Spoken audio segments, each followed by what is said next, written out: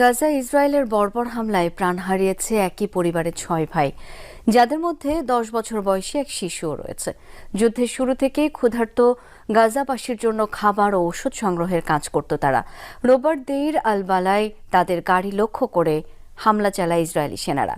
স্বেচ্ছাসেবী 6 ভাইয়ের মৃত্যুতে শোকে স্তব্ধ গোটা অঞ্চল।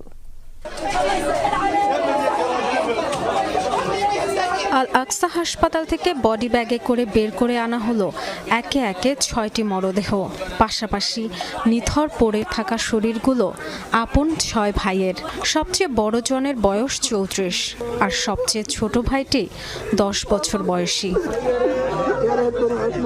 গাজায় ইসরায়েলি আগ্রাসনের শুরু থেকেই স্যুপ কিচেনের স্বেচ্ছাসেবী হিসেবে কাজ করছিল তারা। খাবার ও ওষুধ সংগ্রহ এবং তার সরবরাহ করত অসহায় ফিলিস্তিনিদের মাঝে। রোববারও খাবার বিলানোর